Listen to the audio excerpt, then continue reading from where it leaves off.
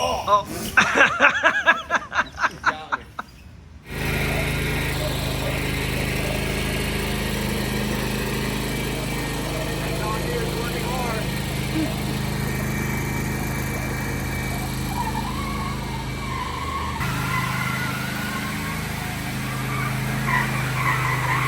Welcome to today's episode of Battery Boys. I'm your host, Kilowatt Kyle, and you might even see Wyatt Watts running around in the background.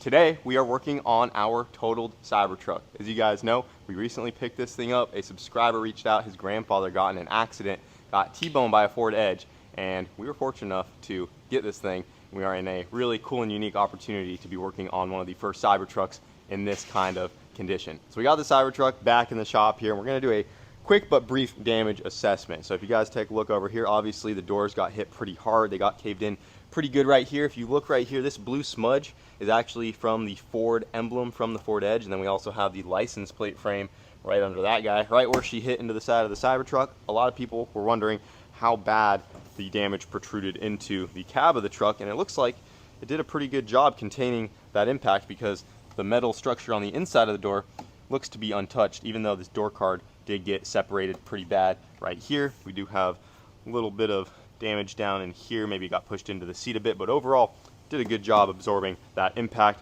You can see that there is some damage to the B-pillar in this lower structure right here. A lot of this sheet metal got a little tore up, a lot of these spot welds popped, and up here as well some of those guys popped out of place. But if you stand back and look at the B-pillar, it's pretty much in the position it needs to be. It didn't get caved in too bad. You can see this hinge mount for the back door is a little tweaked, but the one up here looks to be in good shape. It looks like this could be pulled back into position and you could get the doors lined up pretty good. This front door hinge is also a little tweaked right there as well. But overall, she took that hit pretty good. Nothing too crazy. Same story with the back door. Got hit about the same as the front. The door card is missing from this back door though. You can see a lot of this plastic that got busted up, and you can see some of the modules that are inside of that guy. I mean, if you look at the bottom though, that's where it really did protrude. Look at that. So down close to the bottom of the door, that did stick in pretty good, but up here everything looks pretty good. And I do actually have a brief shot of the Ford Edge coming into this thing. This had the USB plugged into it with the cameras recording, and I have about maybe 10 seconds worth of footage of the Ford Edge coming into the side of the Cybertruck, and right as it hits the side of the truck, the video cuts out. I'm assuming from the force of the impact, but I do have that. So that's pretty cool, and I'll overlay it as I talk. If you take a look at the inside, the driver's seat has the airbags blown out of that guy. You can see all the interior that is missing. This was at the Tesla Collision Center, and they removed a lot of the interior out of this thing, and whatever they didn't keep in the cab of the truck, they threw in the bed back here, and it was covered up with the tonneau cover. We got the jump box hooked up. We pulled that guy out of the way. You can see we have a lot of the interior bits. We have some other airbags that blew in the back here, and we have the passenger seat out of this thing with another airbag that popped. We have the center console that was unplugged, and yeah, lots of stuff that we're gonna have to put back together. But in today's video, we're not gonna worry about too much about the interior and the cosmetics of the truck. We wanna try to get this thing back up and driving again. And to do that, we are going to start by replacing the pyro fuses in the Cybertruck. We booted this thing up, we went into service mode, we looked at the high voltage system, and the pyro fuses had red lights next to them indicating that they were bad. When these Teslas get into a severe accident enough to blow the airbags or even lock up the charges in the seatbelts, the pyro fuses will blow for safety reasons, and that kills all power to the high voltage battery, and the vehicle will no longer be able to move. We have one right here from the Model X. The Cybertruck has some very similar pyro fuses, and we are going to be replacing those guys. So we're gonna go ahead and get this thing up onto the lift and get to replacing the pyros. This will definitely be the heaviest vehicle we've had on the new bed pack lift here, so hopefully we did a good job installing.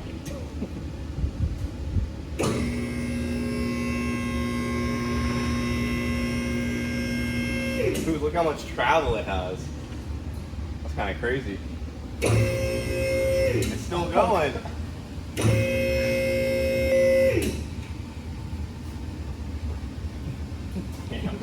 That is a big vehicle. All right, we got the Cybertruck on the lift here. Before we go up in the air with it and try to do this pyro fuse job, we got the pyro fuses right here, first of all.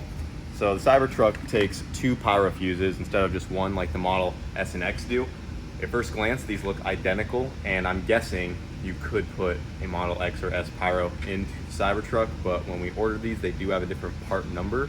So there is a possibility that they're different. I cannot confirm or deny that, but we ordered what should be the right Pyros, and we have 2 of them for the Cybertruck since it does take 2. Not sure if both are blown, but we're probably just gonna replace both because I'm assuming both of them are blown. But we went ahead and got the front plastic taken out of the front there, and we have access to everything behind it. And what we went ahead and did is we got all of the 48 volt system unplugged here. So this is the 48 volt battery. We got that guy unplugged, and we got this blue plug disconnected right here as well. This ties into the fireman loop, I believe, and disconnects all connection to the 48 volt system. So the Cybertruck is a little different than the Model S and X. Instead of the 16 volt lithium battery, it has a 48 volt lithium battery. So there's a lot more juice and everything, and they actually call it a mid voltage system instead of a low voltage system. So you got the mid voltage system and the high voltage system, and then there also might be some low voltage systems as well.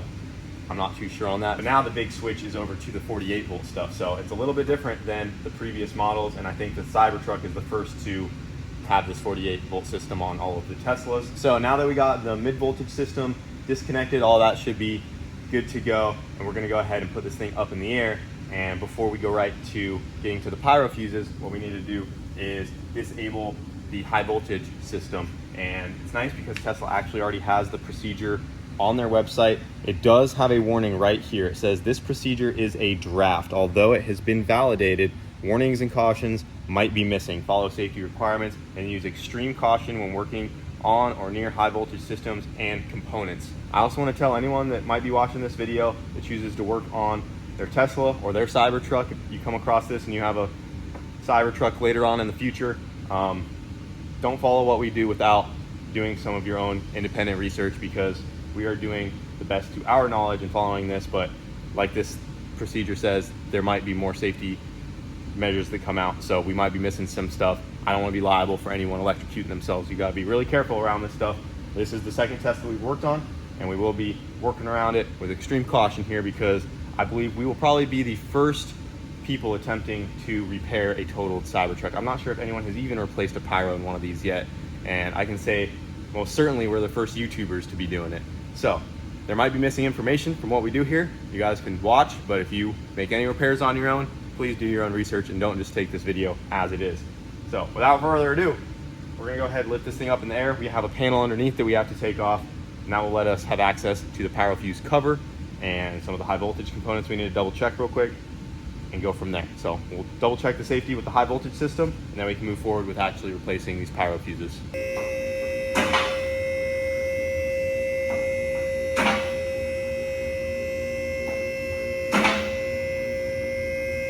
Got her up on the lift here, boys. Look at how flat the bottom of this thing is. Nothing under here, nice and flat. And we're gonna start by removing this panel right here. So everything should be underneath that guy. We just got a few 10 millimeters holding this on. Go ahead and zip it apart and see what we got.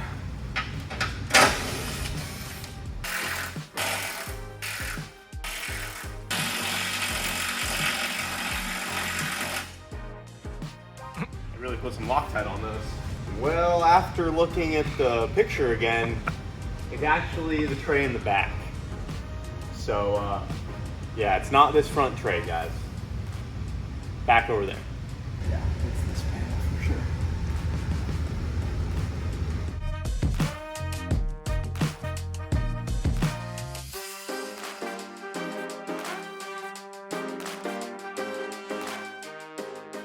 All right, so we got the cover off, and we got a lot of high voltage stuff going on here, boys. All this stuff in orange is represented by high voltage. I don't know if I mentioned this earlier, but a good way to know what systems you're working with is the orange connectors typically are high voltage things, and the blue connectors are typically the mid voltage 48 volt system things. So all this high voltage stuff, you want to be extremely careful when messing with any of this stuff. And I want to give a huge shout out to the guy that sent me a brand new set of these electrical service gloves here. So he actually wrote me a little note. When he sent these, I was like, I'm never gonna use those again. We got the Model X working. I honestly thought that was gonna be the last Tesla I would ever touch in a very long time. after we make version 2 of Platyseed, but we ended up getting these gloves, and now we have a Cybertruck, so they came in useful. It says, Kyle, been watching your channel since Wago had a D-Series, OG subscriber. I love the direction that you're going with your channel. Keep it up and keep sending it, from Daniel. So thank you for the gloves.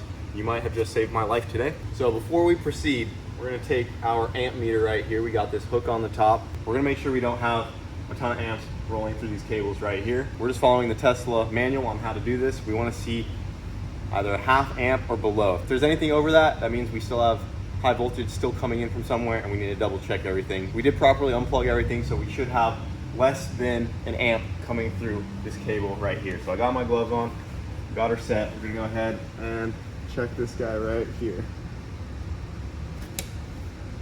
Just like so. I mean, I got nothing going through there, which is a good sign. Go ahead and check the other one.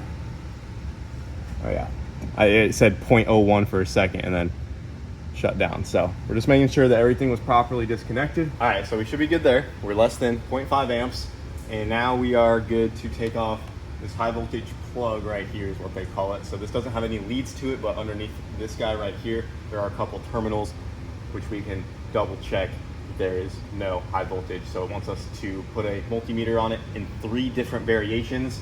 It wants us to basically check one pin to ground, the other pin to ground, and then both pins together, and make sure that all of those configurations, you're not seeing any sort of high voltage anywhere before you proceed to actually taking the cover off over here. So I'm gonna go ahead and just double check how to take this off, but we gotta go ahead and pop this cap off, and then we will check that with the multimeter. Oh, that's a hard tab to pop. Difficult working in these gloves.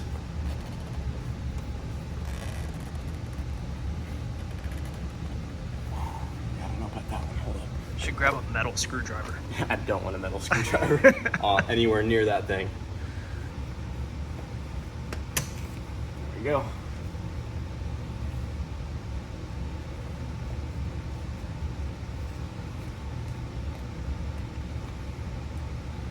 Just like that. Here's the plug. Hook up our multimeter. And we should not see anything over 10 volts anywhere at all. So if we see over 10 volts, stop immediately. Would you like a plastic zip tie to zip tie it up? Oh yeah, there you go. All right, 0.7, not even 1 volt. Here, 0.7, 0.6. Here, 0.1. So we should be good. All right, so we got that plug off. We double checked the high voltage system. Everything's good to go. I'm not clear if that plug can go back on or not. I'm gonna leave it disconnected just to make sure there's not something inside that plug that completes a circuit. So we're not gonna mess with that anymore. And now we can go ahead and take this cover off right here. So we already went ahead and removed 3 bolts. We did not have the correct socket. So it turns out these have a somewhat special socket. It's not specific to Tesla. You can order them online, but it's like a 5-star Torx basically. A typical Torx is like a 6-star. This is a 5-point. So we didn't have any sockets here that fit it, so we got a little crude with it, and we just put some vice grips on there. They weren't super tight, so we were able to break them loose with vice grips. And then we just took a 11/32 hex socket. If it's on there just enough to spin it off once it's loose, but it's not strong enough to break it loose. So now I can, well, we got it. Maybe not even that one. It's going.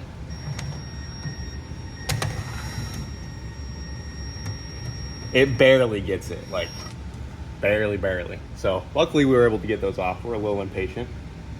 And underneath here, check that out. You can see our pyros up under that cover. And it did say to disconnect the airlines on one of the steps, but we were looking at it. I don't think we need to do that. Obviously we got enough room here, so there they are. And just like the Model X, we're just gonna go ahead and zip those suckers out, pop the new ones in, put this all back together, and hopefully we got a moving Cybertruck. Something else I noticed when we were doing this is I was expecting a billet CNC piece maybe underneath this, because when we were following along the procedure here, you can see the cover they have is a full billet aluminum piece. I mean, look at the machining on that.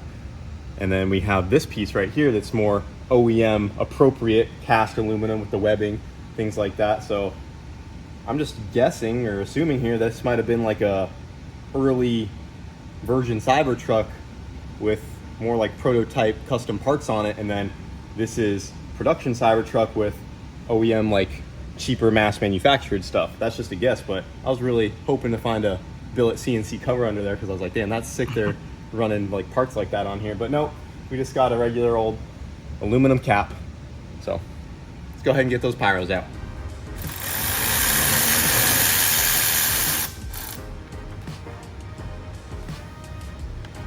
There's one pyro fuse.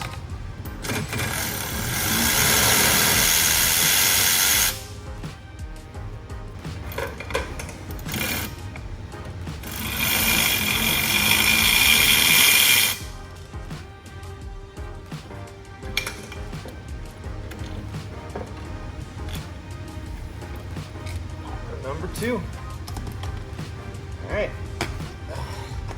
get the new ones in, back together. New pyro going in.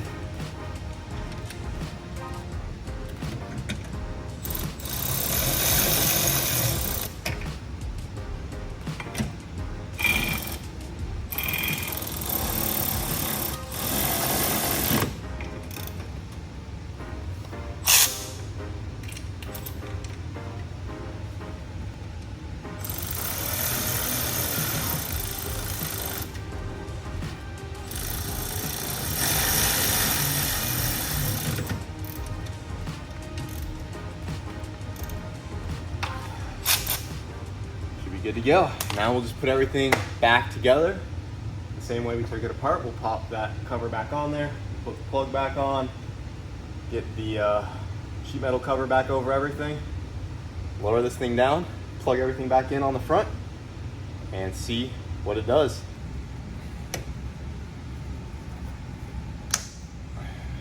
Good to go. So we're in the back of the truck here, and we found this plug that's unplugged from this module back here, and I don't know what they were doing or why this is like this, but it's pulled apart and these pins all popped out of the spots they're supposed to be in. So I'm hoping that someone over there just took this apart the wrong way accidentally, and that's the only reason it's like that. But I don't know why this was even unplugged at all. I'm just gonna go ahead and put all those pins back in place where they're supposed to go, and hopefully there's nothing wrong with that. So as you guys saw a little bit ago, we had this plug that was undone and it had pins pulled out of the connector. I went ahead and took it apart and put all the pins back into place where they need to be. There was a rubber grommet in there, kind of like a weatherproof seal, and it had all the holes cut out that correspond to the connector, so the pins and wires were easy to relocate without, you know, mismatching any of those. Since you saw them all sticking out, I was a little worried that we might get one of the pins in the wrong spot, but with that grommet on there, I was pretty confident that we got all of those back in the right position. Put the plug back together. For some reason the plug just wouldn't go back on. It seemed like it was too tight. We looked into it, and it turns out that you actually have to loosen this little bracket right here. So there's this single bolt in the middle, and that has this aluminum frame that goes around all 4 of these plugs, and you have to completely loosen this. Then you can actually clip these plugs on, and then you retighten it all back together, and it sucks the plugs down. So right now it's actually a little loose after plugging everything back in, and you can see as I tighten this down, you'll see the plugs actually suck down into the module.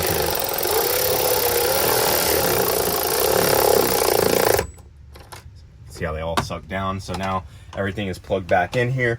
My concern is I have no idea why they tried to unplug that.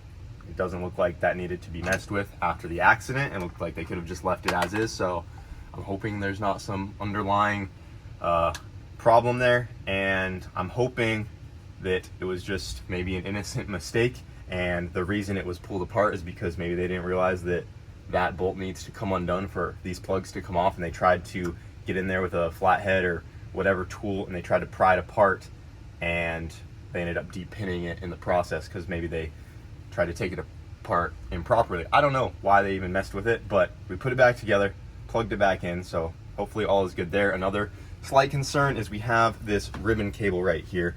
This one is labeled backbone FFC cable. I don't know what she does. Sounds important. It says it's the backbone of something.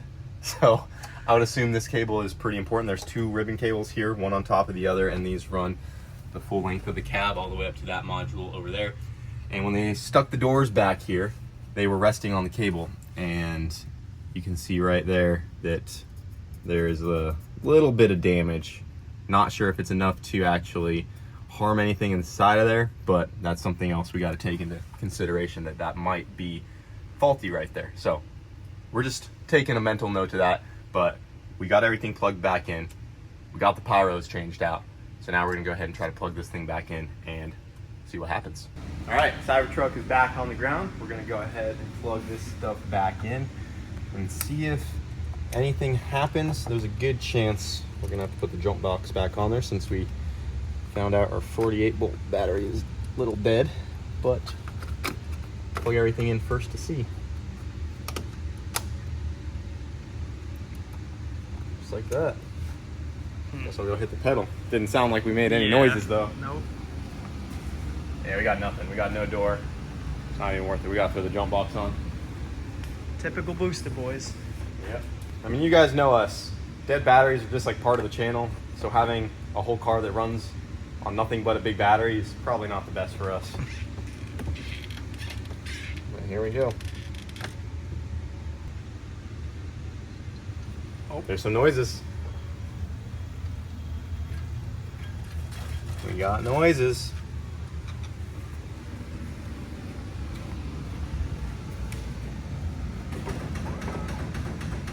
Oh.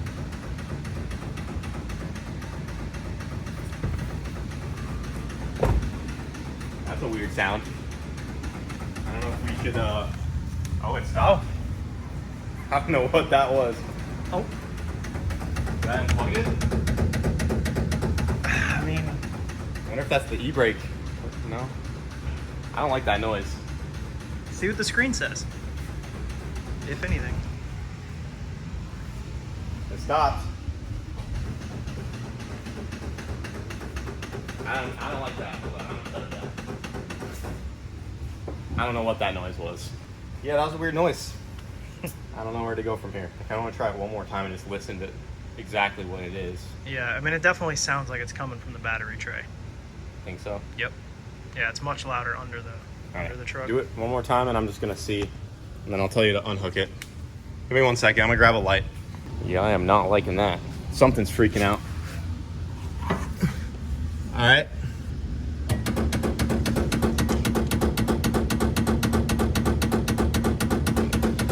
Yeah, unplug that. I'm not sure what that is. So we left the tray off just to test everything so you could still see anything under there, but yeah, that's definitely coming from like that area. Yeah. I mean, it could have something to do with the fact that the 48 volt system's dead too. Yep. Because that could just be a jump box trying to like do something that doesn't have enough power. Yeah. But I don't know, I don't like that noise. So we tried to plug the Cybertruck back in after we replaced the pyros. That's all we changed. The truck did come back on, the screen and everything lit back up, but we heard this clicking coming from under the truck. It does sound like it's coming back from that area where we worked near the pyros, and I'm assuming the contactor is back there. The contactor will close to connect the main battery to the rest of the truck so the truck can support itself and not require the jump box. It sounded like it was cycling, and it was just going click, click, click, click, click, and then it would pause, and it would go click, click, click, click, and pause. At first, I believe what we filmed is the clicks, and it kind of freaked us out, and we unplugged everything, and we're like, we don't know what's going on. I was worried that something was going to explode, but it didn't, so we plugged it back in. We let it do its clicks until it finally stopped, and we're just assuming that we might not have enough juice to get these contactors closed because it is a 48 volt system, and we had a 12 volt jump pack on it, and the jump box was a little on the dead side. So we got that thing charging, but we're gonna try to give it a little more juice here, and we got the MR2's 16 volt battery. This is out of one of our race cars. She's gonna have a lot more juice, and we're going to hook this thing up and see if that contactor clicks shut, and hopefully we don't burn our shop down right now. So everything's back together. We've triple checked that everything should be good, and I think she just needs a little more juice. So we're gonna go ahead and plug this one in and see what happens. you see any smoke, start Got yelling. you. All right. It's kind of scary. Oh, Oh. shit. That wasn't bad. She's on there. All right, it's on there. She's making her noises. Let's see if that clicking starts again. Come back over here. It's gonna happen soon. Oh. It only went once. It's good. Lights are on. It only clicked once. That sounded way better. The screen's not on yet though. Oh, she's beeping. Maybe you want to go around to the other side real Yeah. quick? Screen's coming on. Nothing's catching on fire with that module, so that's a good sign. Alright, she's on. No more clicks. Alright, let's go to the high voltage battery. Oh, everything's green. We are looking good there. That was not green last time. We had a lot of yellow spots. Let's go to high voltage system. Ooh, check it out, dude. Look at Pyro Fuse. She's green. We got all green lights. Dude. Let me see. It says contactors are closed. So right now, if you pull the jump box off, the truck should stay on and we don't need the jump pack anymore. So here, let me go take the jump box off. Oh, Still on. the lights just came on. All right. Right now, my phone that you're recording on is the key. So I guess just keep it in here. The That's- trunk is open. Let's say ignore and continue to drive. That's further than we got before. Ooh, I don't know though. We do have low voltage electrical system issue detected. I don't know what that's about. Let me see. Charge cable is unplugged. Oh, it's just it's giving me a lot of issues here. Unable to shift out of park because the vehicle has detected a loss of redundancy. Out of park, the vehicle may suddenly lose electrical power, steering, propulsion, and may be unable to apply the parking brake. It may be possible to recover the system by performing a vehicle power cycle, exit the vehicle, close all doors. We only have half the doors. Re-enter the vehicle and then attempt to drive. An override is available for low-speed maneuvering to position the vehicle for roadside support. Be ready to apply the brake pedal. Should we hit accept override? 100%. I'm kind of scared. I don't know what it's gonna do. Just cover the brake. I'm on the brake. It's not letting me do it. Dang, there's something else going on. Probably something with the low voltage. It says low voltage battery disconnected. Exiting and re-entering the vehicle may restore function.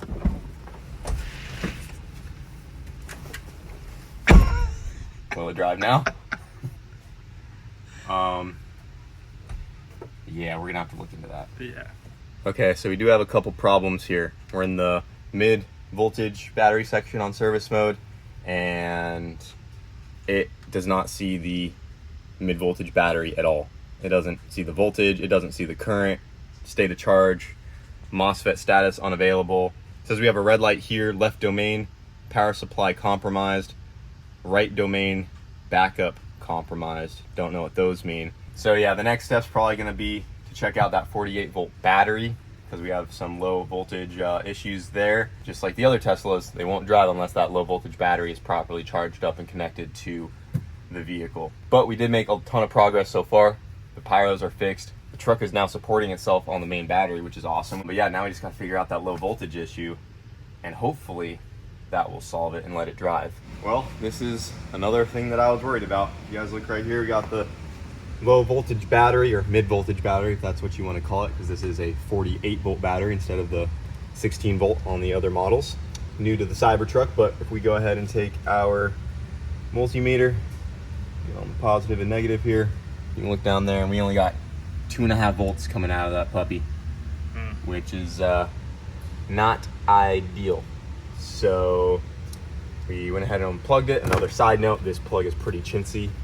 If you barely lift up on this back here, it slides apart, and these little springs, see these guys right here, these will fall out, and you'll have to find them. I'm already missing one of the 3 springs, so luckily I got the other 2, but be careful about this plug because that comes apart really easily. But anyways, I think our low voltage battery is definitely toast from sitting.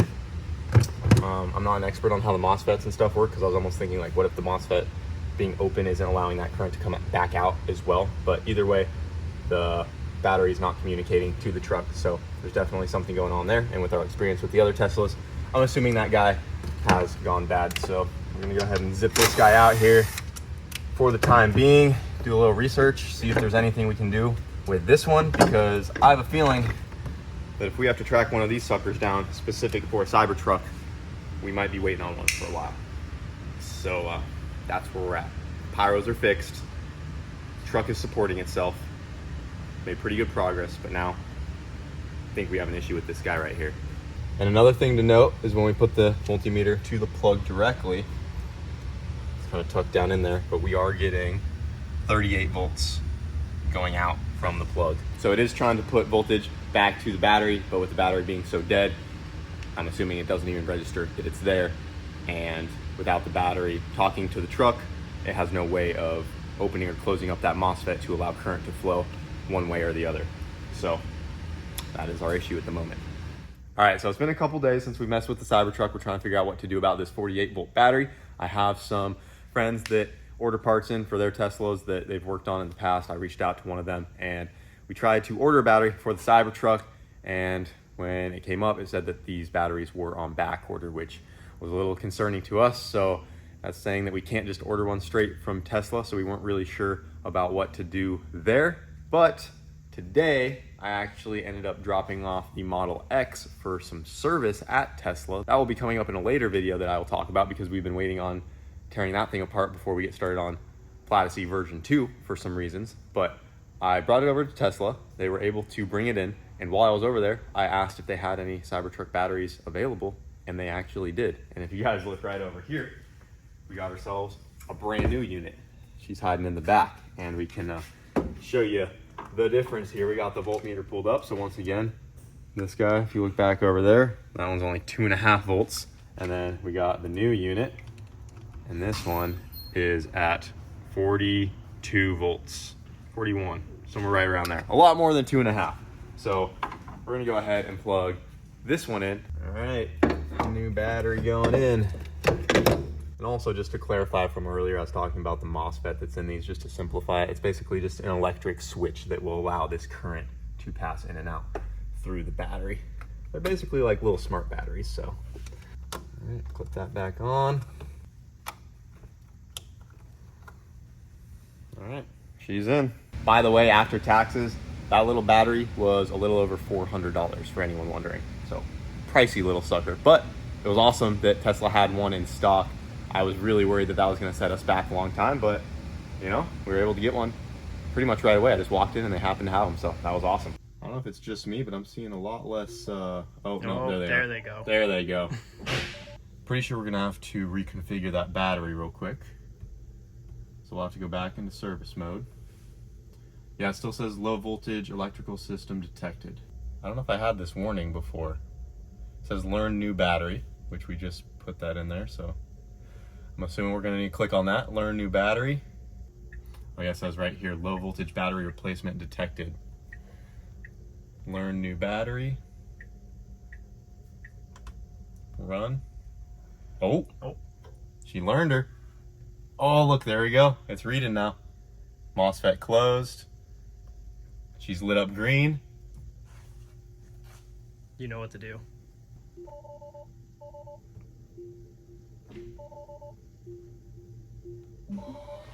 Oh, well. It's in drive. Try to inch it forward. It says proceed with, oh. Took it out. Dang it. Dude, the whole screen turned red. It did release the locks though. It didn't do that before. I mean, it might let it go just for a split second.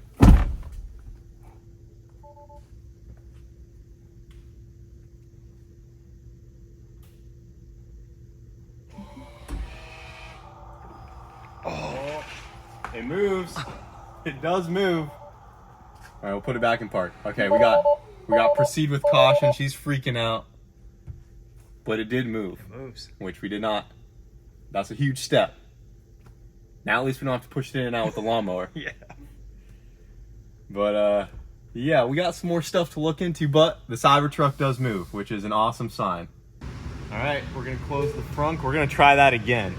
It did move, but we're gonna see if we can actually back it all the way out of the shop here.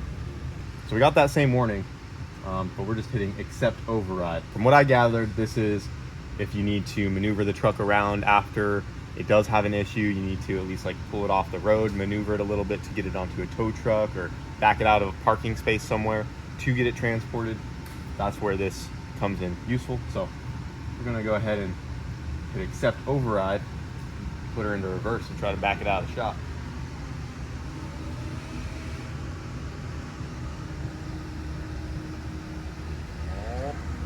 Let's go. Going.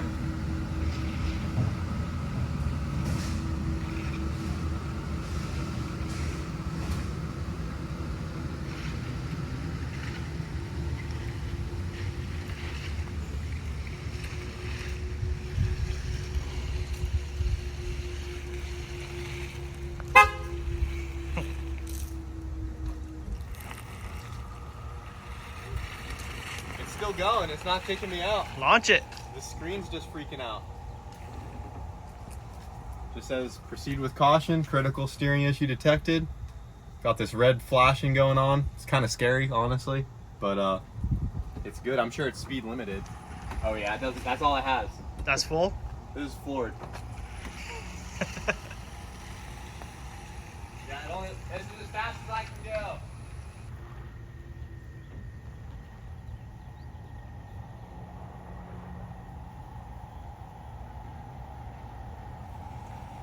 My foot is to the floor. This is all she has. There's a walking pace. I don't know who said these things are fast. Yeah, it limits it to 4 miles an hour.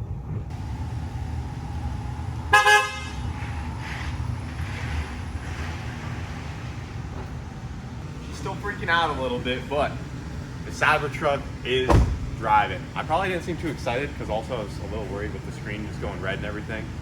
But it drives. It only goes 4 miles an hour. So there's some more things that we're gonna have to figure out though. But hey, we got her moving.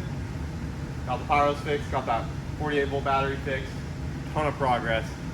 And I'm just happy to see it moving. That is awesome. We don't gotta use the tractor to pull it in anymore. What do you think, Wyatt?